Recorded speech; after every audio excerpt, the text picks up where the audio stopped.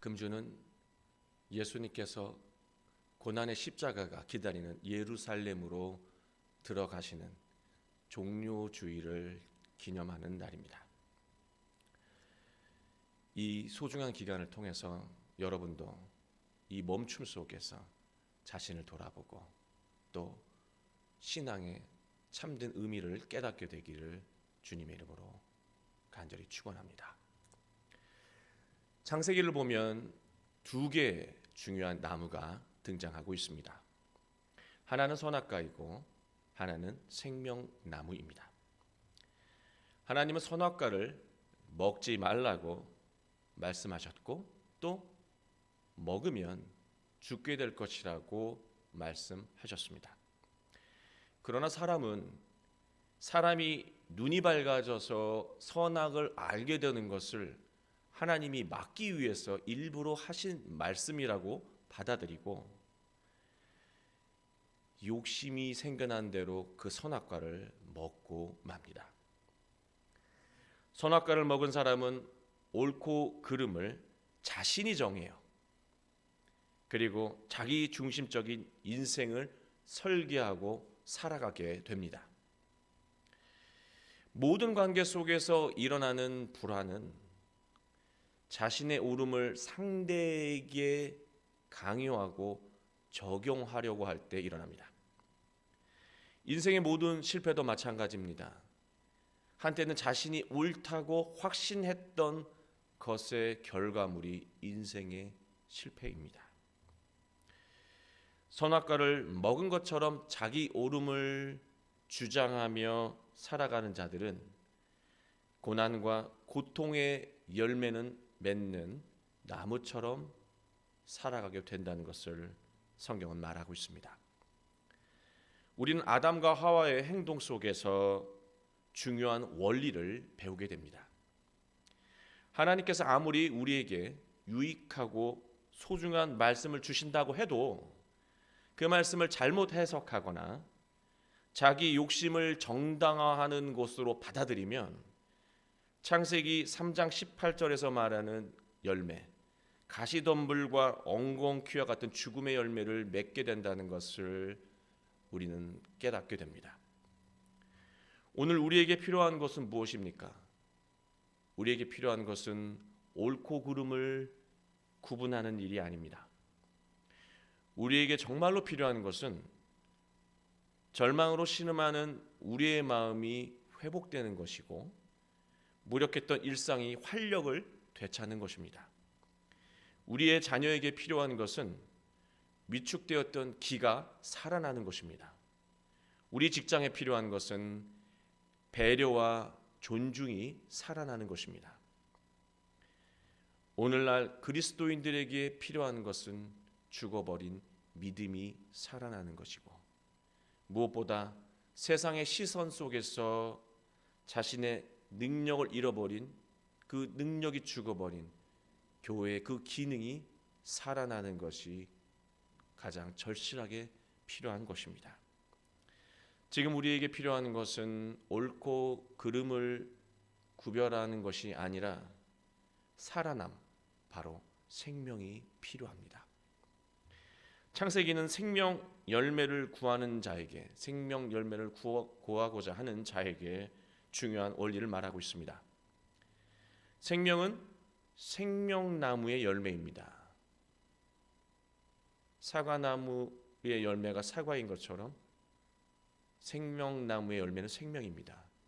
우리는 지금 생명이 필요한데 그렇다면 생명나무를 우리가 알고 또 생명나무가 있는 곳으로 가야 하는데 창세기 말씀을 보면 생명나무를 만들어 놓으시고 그 주변을 불칼로 지키게 하셨어요. 그 주변은 불칼이 돌아다니기 때문에 사람이 생명나무에 가기 위해서는 죽음을 감수해야 도달할 수 있다는 거예요.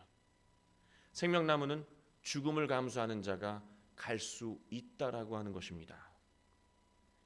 자신의 인생에, 가정에, 그리고 직장에, 자신이 살아가는 그 사회에 생명 열매가 필요한 것을 깨닫고 열매를 구하길 원한다면 오늘 말씀은 소중한 안내자가 될 것입니다. 예수님은 마태복음 5장에서 7장까지 산상수훈이라고 하는 말씀을 전하셨습니다. 산상수훈은 생명나무의 열매를 간절히 바라는 자들에게 주신 말씀이라고 할 수 있어요. 하나님, 우리는 정말로 생명이 필요합니다. 죽어가는 삶, 죽어가는 자녀, 죽어가는 인생, 죽어가는 나의 직장, 생명 열매가 필요합니다.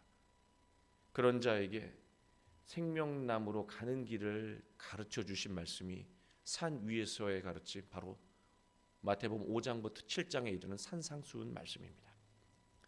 그런데 오늘 이 7장의 끝으로 달려가고 있는데요, 오늘 말씀은 생명나무로 가다가 곁길로 빠지지 않도록 경고하시는 말씀이에요. 5장부터 쭉 순차적으로 생명나무로 가는 그 놀라운 가르침을 산상수훈 통해서 주셨는데, 마지막 순간에 곁길로 빠질 수가 있어요. 그 곁길로 빠지지 않도록 주신 말씀이 바로 오늘 말씀입니다. 15절 말씀을 보면 예수님께서 매우 엄정한 말씀을 처음부터 전하고 계십니다. 거짓 선지자들을 삼가라. 양의 옷을 입고 너희에게 나아오나 속에는 노략질하는 일이라. 거짓 선지자를 조심하라는 말씀입니다. 거짓 선지자들도 똑같이 하나님의 말씀을 전합니다. 다른 말씀을 전하지 않아요. 거짓 선지자들도 똑같이 하나님의 말씀을 전합니다. 다만 그 하나님의 말씀을 자기 욕심에 맞춰서 왜곡한다는 거예요. 그게 거짓 선지자들의 하나님의 말씀입니다. 겉으로는 양의 옷을 입은 것처럼 선하게 웃으며 신앙적인 말을 주로 하지만 속내는 이리처럼 노략질하기 위해서 하나님의 말씀을 사용한다는 것입니다.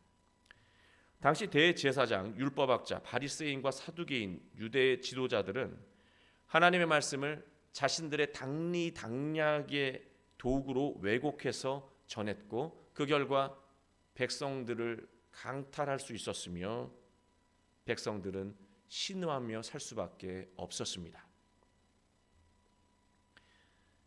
그렇다면 예수님이 조심하라고 하는 이 거짓 선지자는 오늘날 어디에서 우리가 만나게 되는 것일까?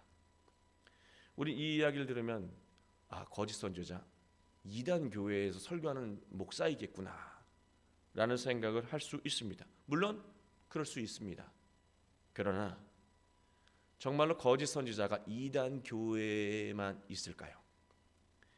하나님의 말씀을 자기 욕심에 따라 왜곡하고 받아들이는 거짓 선지자는 바로 우리 마음 안에 있습니다. 노략질하는 이라는 이 단어, 할팍스라고 하는 이 헬라어 단어는요, 노략질하다, 이 도적대들이 다니는 뭐 그런 느낌이라서 우리에게는 감이 잘 안 오는데, 이 원어를 보면 탐욕스러운이라는 뜻이 있습니다. 그리고 폭리를 취하는 이라는 뜻이 있어요. 굉장히 우리에게 가까이 다가오죠. 지난주에 나누었던 7장 7절 말씀, 구하라 그리하면 너에게 주실 것이요, 찾으라 그리하면 찾아낼 것이요, 문을 두드리라 그리하면 너희에게 열릴 것이라. 그런데 이 말씀에 목적어가 없다고 그랬습니다. 무엇을 구해야 되는지, 무엇을 찾아야 되는지, 문을 두드리라고 했지만 어떤 문을 두드려야 하는지 나와 있지 않습니다. 그래서 우리는 목적어가 없는 그곳에 나의 목적을 넣어 기도합니다. 자신의 욕심, 재물을 구하고 명예를 찾고 세상의 자랑거리를 구했습니다. 또 그런 말씀으로 해석했습니다. 예수님은 6장 33절에 분명히 너희는 먼저 그의 나라와 의를 구하라고 무엇을 구해야 되는지 분명히 말씀하셨는데도 우리는 성경의 앞뒤 문맥에 의미와는 상관없이 자기 욕심에 따라 말씀을 이해했고 받아들였다는 거예요. 남들보다 욕심을 채우고 타인에게 폭리를 취하겠다라고 하는 계산으로 하나님의 말씀을 받아들이게 되면 결과는 당장 어떤 재물이나 어떤 형편으로 드러나는 것 같이 보이지만, 결국 최종 결과, 그 열매는 가시덤불이고 엉겅퀴라고 성경은 말하고 있습니다. 가시나무와 엉겅퀴라고 하는 것은 창세기에도 나오는데, 처음에 우리가 말씀을 나눴죠. 창세기에 나오는데요. 선악과를 먹은 후에 자신이 똑똑해져서 옳은 판단, 옳은 결정을 하는 줄 알고 살아가는 자들이 결국 거두게 되는 죽음의 열매예요. 선악과를 먹으면 자신 선악을, 옳고 그름을 구별할 줄 안다고 착각하고 살아가는 자들이 마지막 결국 얻게 되는 열매가 가시나무와 엉겅퀴라는 것입니다. 가시나무와 엉겅퀴는 죽음을 상징하는 그런 열매입니다. 우리는 위기의 순간에 올바른 결정을 하기 위해서 정말로 고민해요. 우리는 위기의 순간에서 어떻게 해야 할까? 이 위기를 어떤 결정을 해서 돌파해 나아가야 될까라는 생각을 가지고 정말로 깊이 생각하고 고민합니다. 그러나 결국 사람은 자기 욕심에 따른 결정을 내려요. 걱정과 고민과 이 많은 생각을 했을 뿐이지 최종 결정은 자기 욕심에 따라 합니다. 그리고 자기 욕심에 따른 결정에 대해 결과는 하나님이 선하게 이루어 주시라고 기대합니다. 결정은 자기 욕심대로 하고 결과는 하나님이 선하게 만들어 주시라고 기대합니다. 우리는 예수님이 우리 눈앞에서 직접 말씀하셔도 우리 안에 있는 거짓 선지자가 그 말씀을 내가 유리한 방향으로 삭감하고 생략하게 만든다는 거예요. 예수님 직접 우리 앞에 오셔서 말씀을 전해도 우리는 고개를 끄덕끄덕 거릴 수는 있지만 이건 아니고 이것도 아니고 요거는 가능하고 라고 스스로 선별하면서 그 말씀을 자기 유리하게 취득한다는 것이죠. 우리가 설교를 듣고 은혜 받았다는 말을 자주 합니다. 목사인 저조차도 그런 말을 하죠. 그러나 보통 이런 말을, 은혜 받았다는 말을 하는 경우는 자신이 평소 듣기 원했던 말을 들었을 때 하는 표현입니다.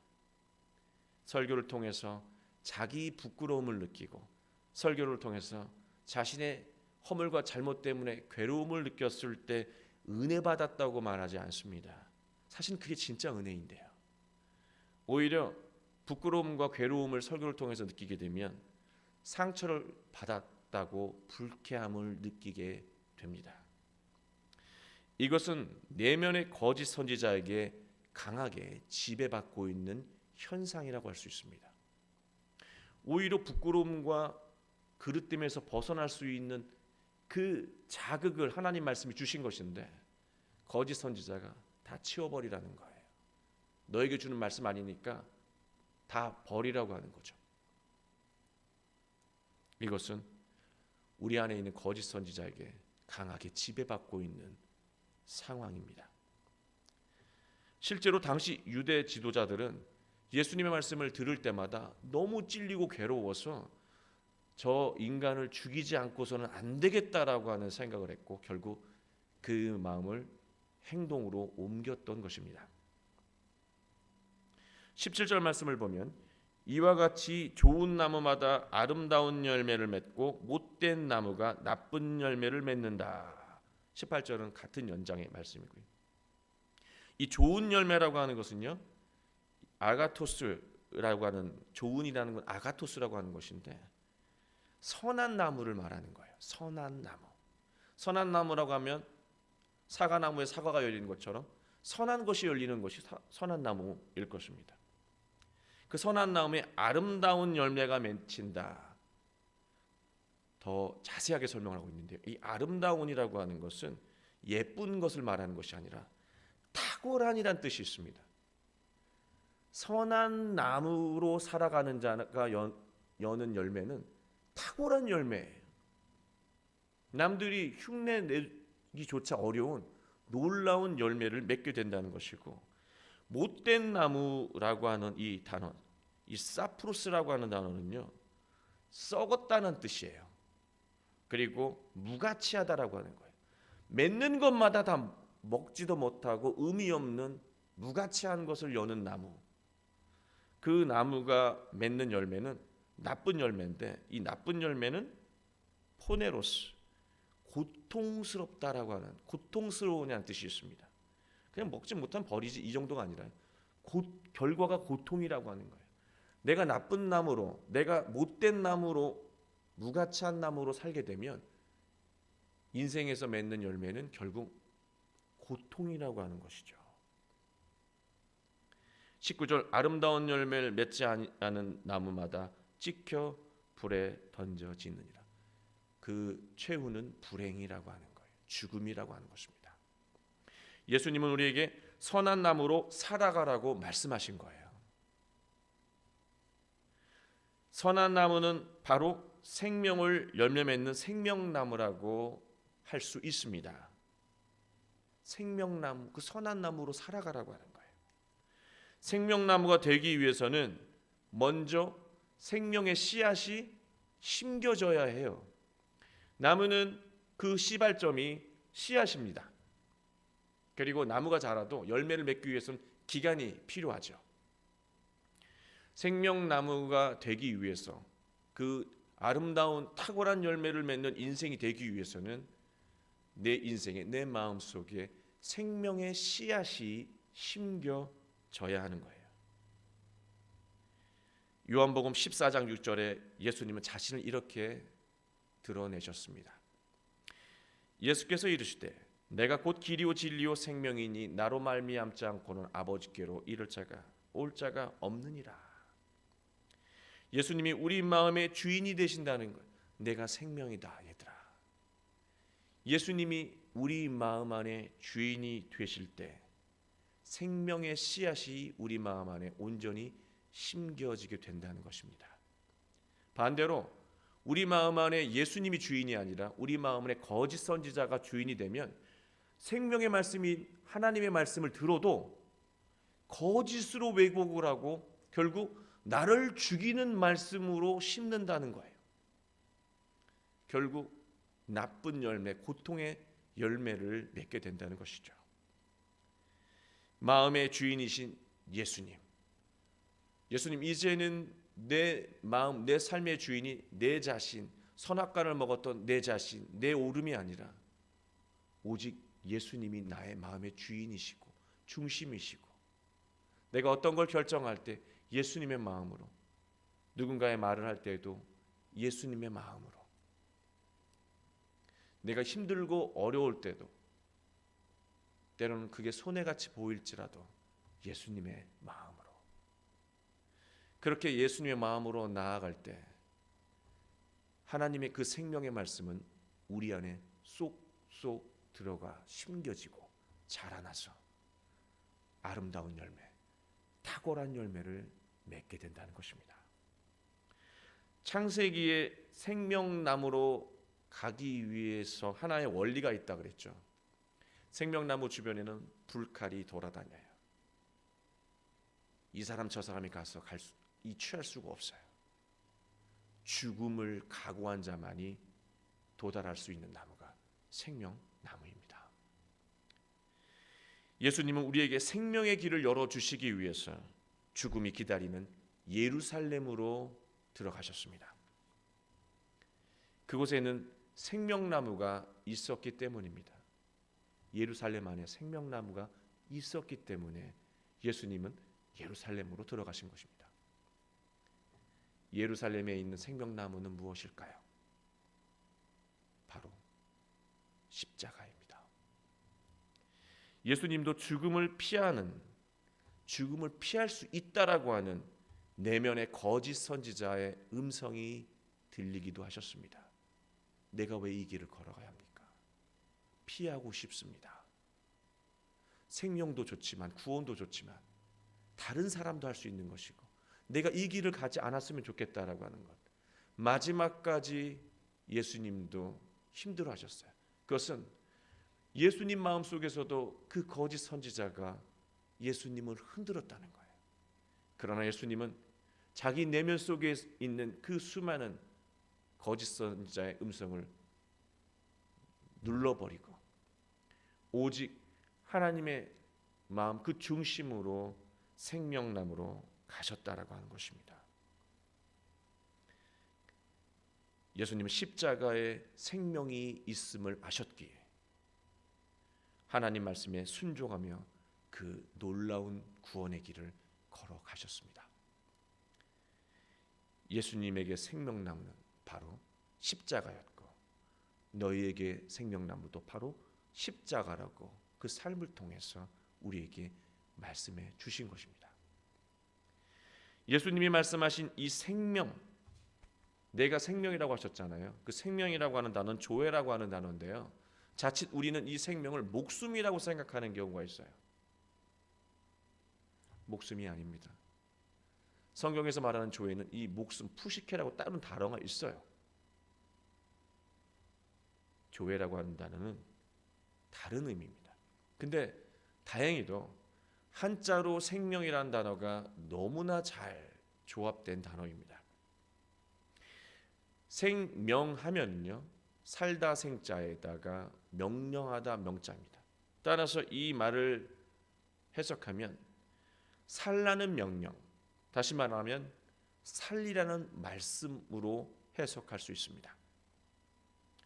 누군가를 살리기 위해서 소중한 것을 나누고 누군가의 길을 살리기 위해서 기회를 양보하고 또 져주기도 합니다. 부모님이 자녀에게 져주듯이 누군가의 길을 살리기 위해서 양보도 하고 져주기도 합니다. 그리고 가족을 살리기 위해서 자기 마음을 인내하며 자신의 생각과 뜻을 내려놓기도 합니다. 바로 이 모든 과정이 생명나무로 나아가는, 십자가로 나아가는 과정입니다. 내 안에 거짓 선지자가 자꾸 우리에게 이렇게 말하죠. 그렇게까지 할 필요 없어. 다른 사람 봐. 너같이 하는 사람 없어. 유난하게 그럴 필요 없어. 우리는 그 음성을 듣게 되면 흔들리게 됩니다. 정말 나만 이러는 것 같아. 나만 손해볼 것 같아. 이래봐야 달라지는 것도 없고 변화되지도 않잖아. 이런 거짓 선지자의 음성에 흔들리게 되죠. 그러나 21절 말씀처럼 우리가 입으로 주여 주여 하는 것이 아니라 제가 교회 다니기 때문에 그리스도인입니다 라고 한다고 하나님의 자녀가 되는 것이 아니라고 하는 거예요. 하나님의 자녀 그리스도인은 하나님의 뜻대로 행하는 자, 내 안에 계신 예수님이 나의 주인이 되셔서 예수님이 말씀하실 때마다 기쁨으로 순종하며 자기 십자가를 짊어질 수 있는 자가 될 때 우리는 아름다운 열매, 탁월한 열매를 맺는 인생을 살 수 있게 되는 것입니다. 우리가 이룬 아름다운 열매, 탁월한 열매의 결과는요, 자녀와 가정이 살아나는 것이고 직장이 활력을 되찾는 것이고 세상 사람들은 믿음이 살아난 그리스도인들을 통해서 세상은 그래도 살만한 곳이라는 말을 하게 된다는 것이에요. 이런 변화가 바로 우리가 생명나무로 나아감으로 자신의 십자가를 짊어짐으로 얻게 되는 그 아름다운 열매, 탁월한 열매가 주는 세상, 삶, 가정, 자녀의 변화입니다. 하나님의 말씀을 들어온 여러분, 우린 지금까지 하나님의 말씀을 수없이 들어왔습니다. 그러나 그 말씀이 거짓 선지자의 흔들림 없이 온전히 심겨졌는지는 확신할 수 없습니다. 그러나 우리는 그럼에도 하나님의 말씀을 들어왔습니다. 힘들고 어렵다라고 해도 거짓 선지자의 유혹에 넘어가지 않는 여러분이 되시길 바랍니다. 우리 모두 오직 예수님 말씀에 순종하며 탁월한 열매를 맺어가는 복된 한 주가 되시길 주님의 이름으로 축원합니다. 기도하겠습니다. 아버지 하나님, 우리는 하나님의 말씀을 듣고 살아온 하나님의 자녀들입니다. 그러나 주님, 우리의 마음밭은 선한 나무, 생명나무가 아니라 나쁜 것만 열매 맺는 그런 사악한 나무로 살아왔던 것은 아닌지 우리의 삶을 겸손히 돌아봅니다. 세상은 정체되어 있습니다. 막혀 있습니다. 그러나 주님, 우리의 심령까지 막히지 않게 하시옵소서. 이 정체된 이 멈춤 속에서 우리의 마음을, 우리의 삶을, 우리의 영적인 상태를 다시 한번 돌아보게 하시고 온전히 우리의 마음속에 하나님의 말씀이 심겨지고 자라나 열매 맺는 복된 기간으로 만들어갈 수 있도록 은혜를 베풀어 주시옵소서. 지금 우리에게 필요한 것은 생명, 바로 회복, 살아남입니다. 아버지 하나님, 우리가 자신에게 허락하신 아름다운 그 십자가를 짊어짐으로 주님께서 허락하신 그 아름다운 열매를 모두 맺게 되도록 주여 은혜를 베풀어 주시고 우리를 인도하여 주옵소서. 모든 말씀 예수님의 이름으로 간절히 축복하며 기도합니다. 아멘. 이제는 우리 주 예수 그리스도의 은혜와 아버지 하나님의 극진하신 사랑하심과 성령님의 감화감동 교통하심이 하나님이 우리에게 주신 말씀이 힘들고 어려울지라도 그 안에 생명의 열매가 있음을 깨닫고 2000년 전에 죽음이 있지만 그 십자가 앞에 생명이 있음을 알고 담대히 그 길을 걸어가셨던 예수님을 조차 또한 우리가 인생 속에서 자기에게 주어진 모든 십자가를 짊어지며 아름다운 열매, 생명의 열매, 탁월한 열매를 맺게 되길 간절히 소망하는 사랑의 교우들 모든 분들 머리 위에 이제로부터 영원토록 함께 계시옵기를 간절히 축원하옵나이다. 아멘.